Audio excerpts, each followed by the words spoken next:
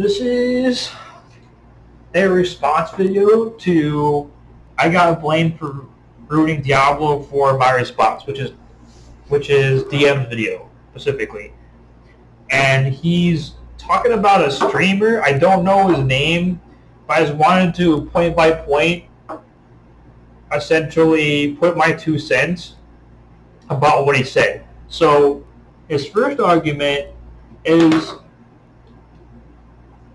hold on a second.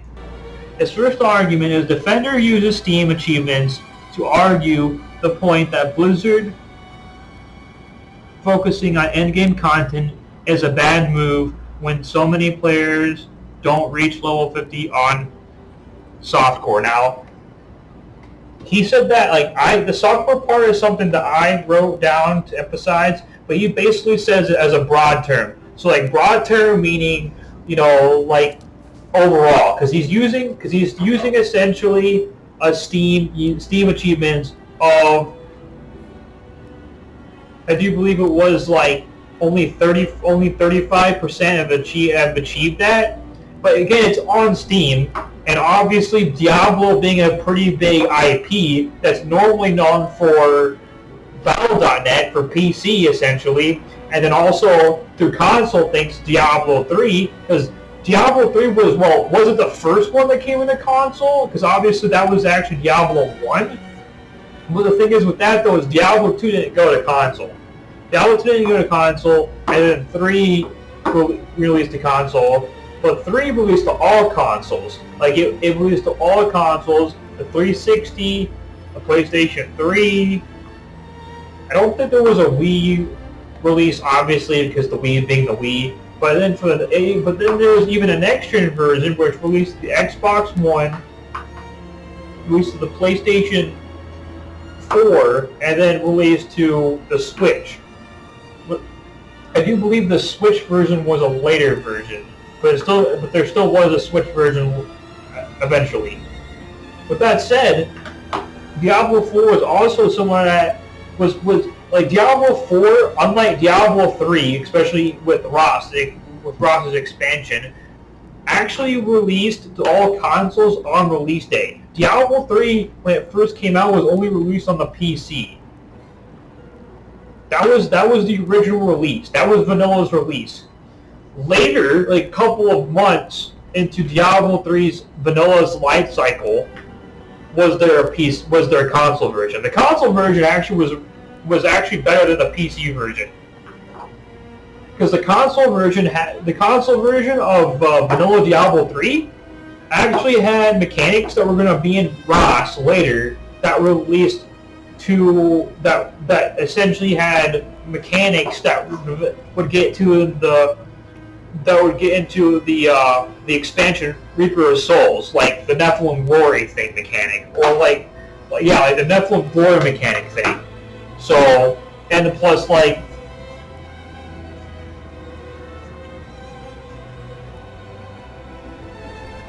think that was the biggest one.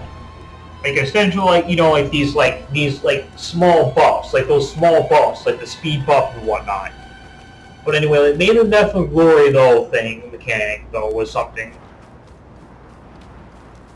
Well, outside of that though, again, Diablo 4 was the first major one. The first major one to release on all consoles at the same time with even the PC release.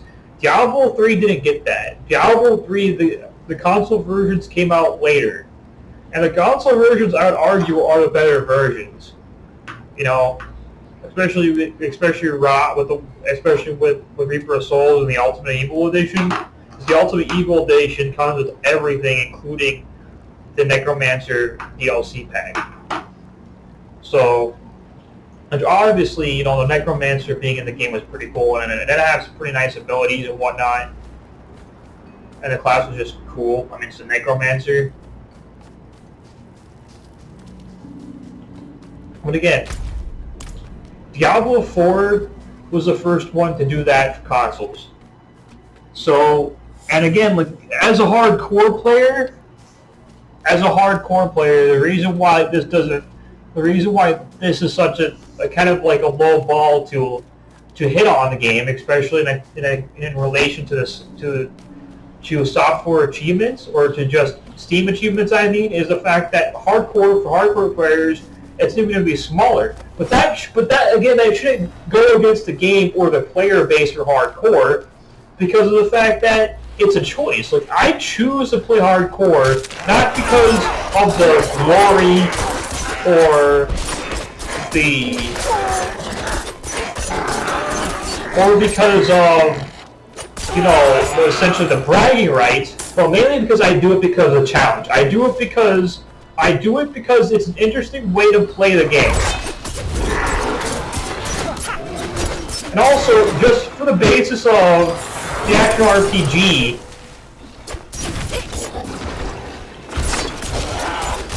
reasons for why you would play a game, right? Because you want to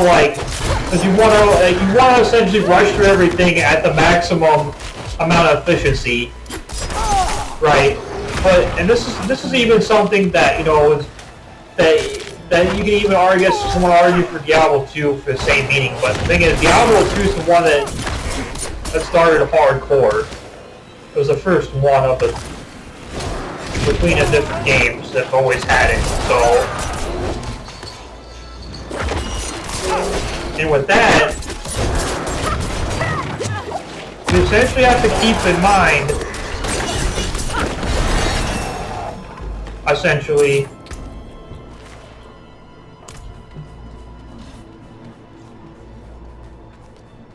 the hardcore players have a much smaller, you know, I guess, have a much smaller community or player base than software. Or even with the streamer argument, because even with the streamer argument, the thing is still with that is that even with that, there's still too small of a sample size of players that play hardcore. And again, it's even smaller. And since it's smaller, but that should be, and again, that's something that's associated. That should be something that should be expected, because who would want to play, right?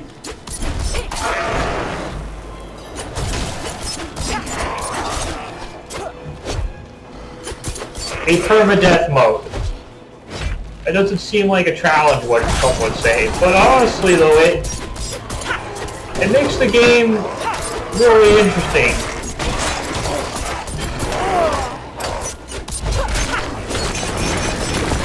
And I've been doing this since playing hardcore, literally pretty much since Diablo 2. Diablo 2 was the game that I started playing hardcore through.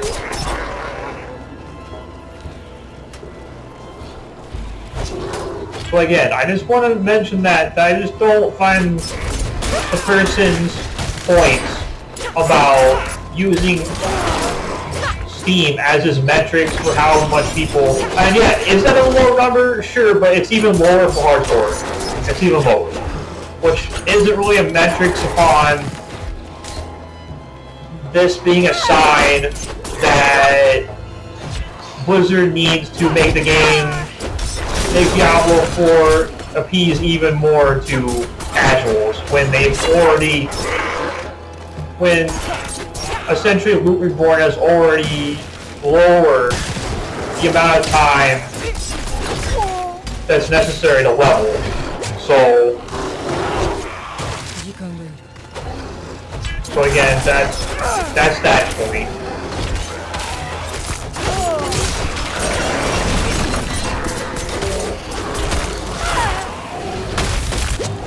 Oh.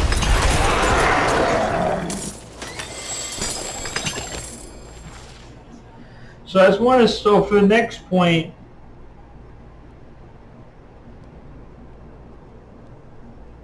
so for the next argument,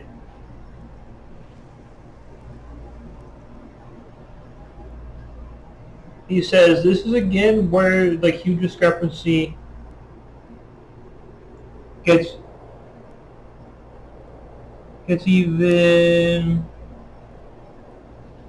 Oh, this is even. Oh. The huge discrepancy between streamers and actual players is because, as a streamer, right, or any of you guys, your favorite people, just want to call some names. Just want to call some names. Rax, for example, Woody from Diablo, Asmongold, Rob from Diablo, and for example from Last APOC, where you want to name at the top of my head. They just zoom through that content, that new content within hours, because they play the game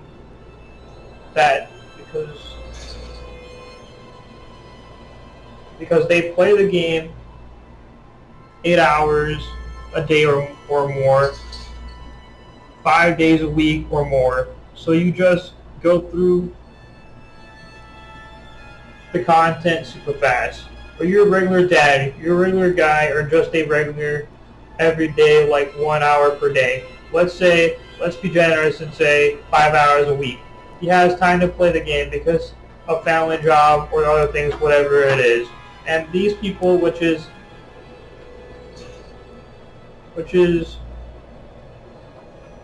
never get to the end game. The only way for them to experience the end game is through streaming.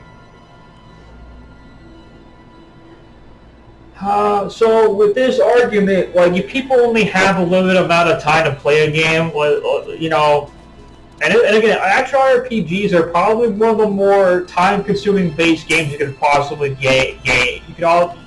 you could possibly play in any of your genres. You know, like, so shooters, action RPGs, so shooters, racing games,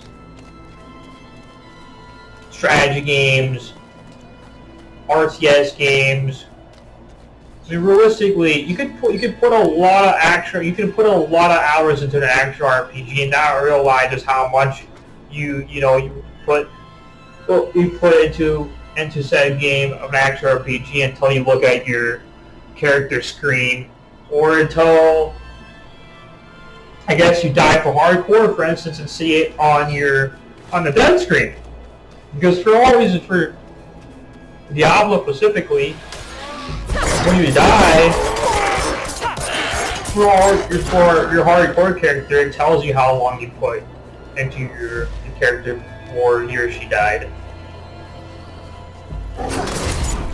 So that's just one example.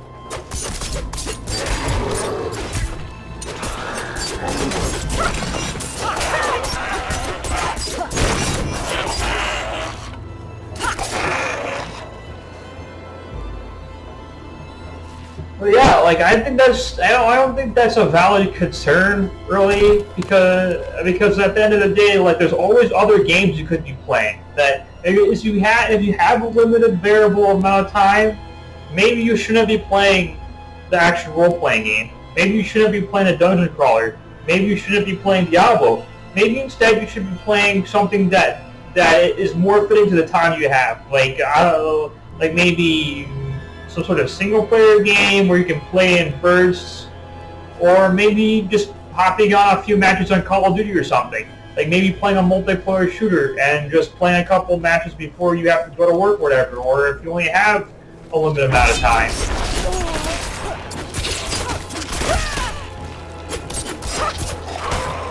So that covers that one.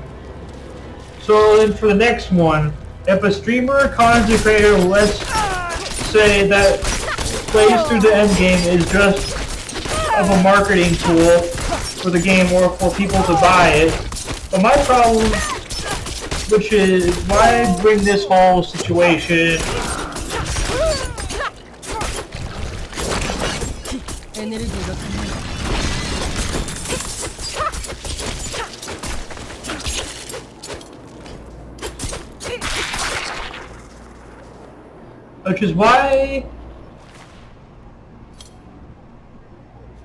which is why I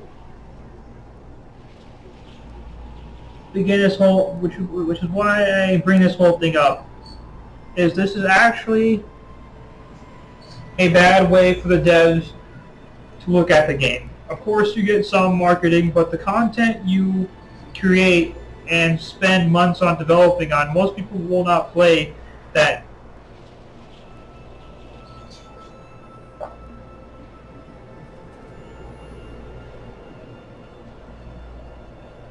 play that ever. Now Diablo, I think, is doing somewhat of a good job trying to find the balance between end game content and early game content. But what about this? What if instead of being so much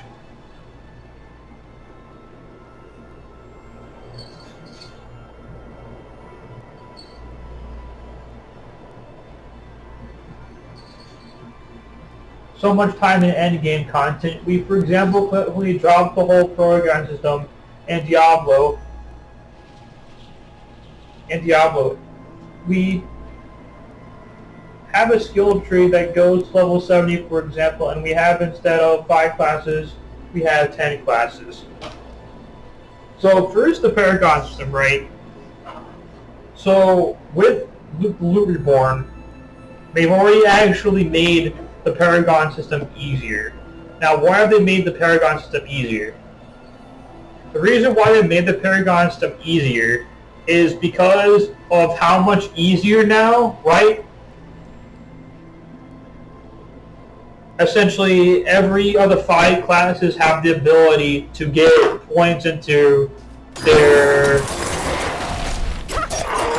specific stat attribute. So, for example, I'm playing Rogue right now, so what would be my primary stat attribute? Well, like in Diablo 3, for example, like with the Demon Hunter, the DH, my primary stat is dexterity, right? My primary stat is dexterity. So therefore, I could essentially just max out dexterity, and that's something that I can easily do with the items that I get, right? So now, to essentially get into other aspects, because remember, or to get other essentially stat attributes, you know, like strength, intelligence, willpower. Essentially, because I get so much stat bonuses for my main primary stat, which is dexterity, I can focus that on other stat types. So, and plus, not that long ago, Blizzard made an update to the Paragon board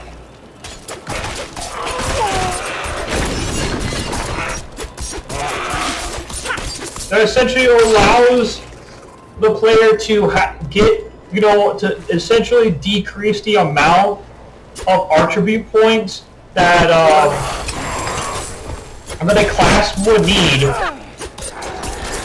to get that selected legendary Paragon node that requires, like, let's say, like 150 in strength, right, as a bonus. So if you get the 150 strength that you need for that rare Paragon node, you get the bonus effect, you know, which could be like added damage, it could be additional elemental res, or it could just be faster attack speed, whatever it is. Like, that's something that you could get as a bonus, right, if you have the other extra stat bonuses.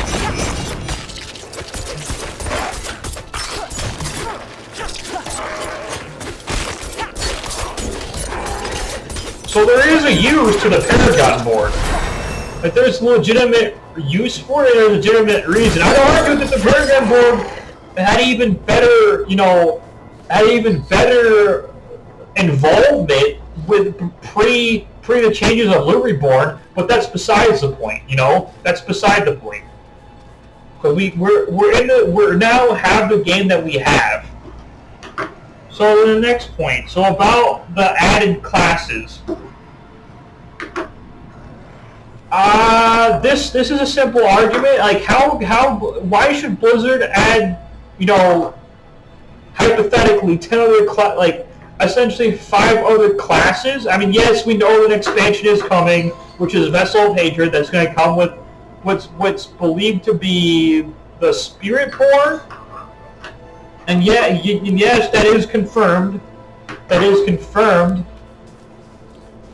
you know, I mean, is that to say it's the only class that's coming? I mean, who knows? I mean, Diablo 3 Reaper of Souls essentially did actually have two, but it had the additional one came later and with essentially the Ultimate Edition, which was like the second wave release of Reaper of Souls.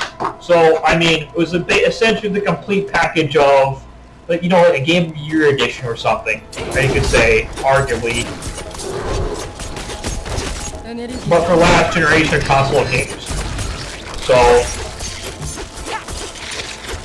which was, and respectively, when it comes to the two classes that came with Diablo 3, with the Ross, and then later, Ultimate Evil Edition, it was the Crusader and the Necromancer. Now, so far, we only know that one's coming.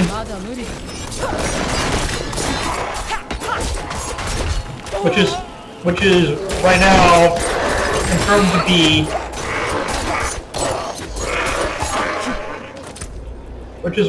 confirmed to be, the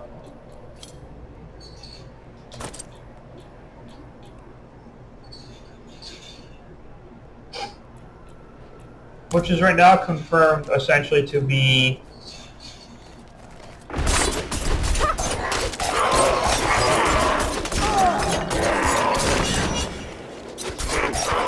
Spiritborn. But that doesn't mean that there isn't or will not be additional content. I mean, classes that could launch within the Vessel of Hatred expansion. I mean, realistically, the Paladin could drop with Vessel of Hatred, but just later on in Vessel of Hatred's lifespan, and not within whatever this next expansion will be. You know, Blizzard has stated there will be multiple expansions, but so far we can only really do with the one that we have confirmed information on, which is obviously Vessel of Hatred. So there's that argument.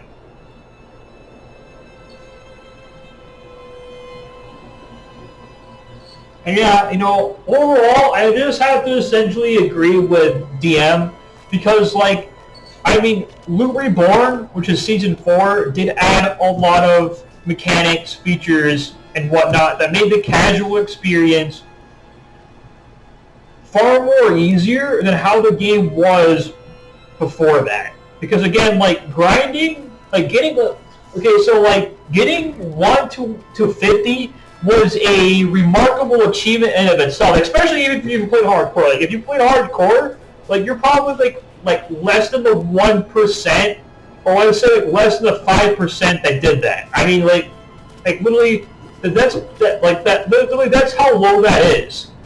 And that's not to brag, it's not to, like, that's just how it is. But I'm not saying that the game needs to appease us, the small percentage amount of hardcore players that there is that play a hardcore, because I'm not saying that.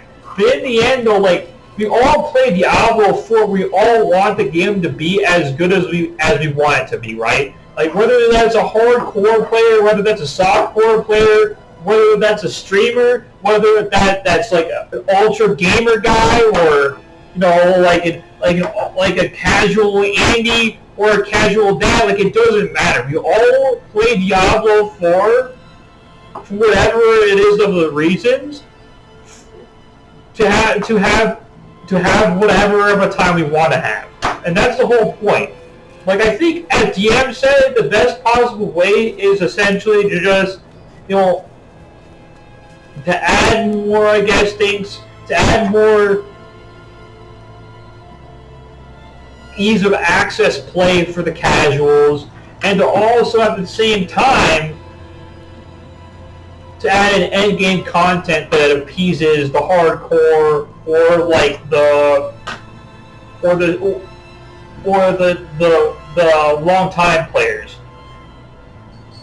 Because at the end of the day, like, balance, you know, isn't a bad thing. Like, balance is actually rather important, and, you know, like Blizzard, it's not like Blizzard hasn't made strides, because, again, Diablo 4 Loot Reborn is a massive change.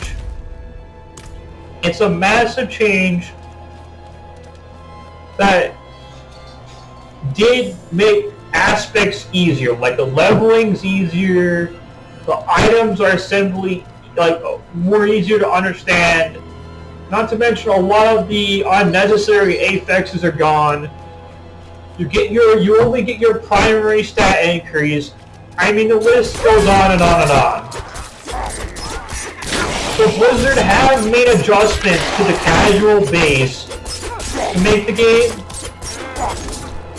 more bite-sized, to not feel so overwhelmed. So like, again, like that shouldn't be the discourse, you know. Because Blizzard has made strides to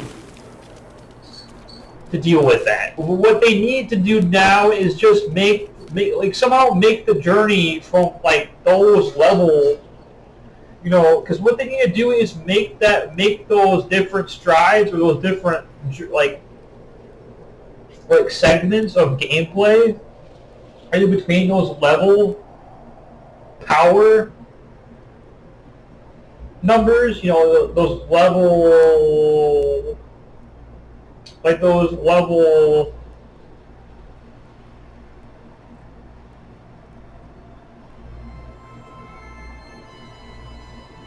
those different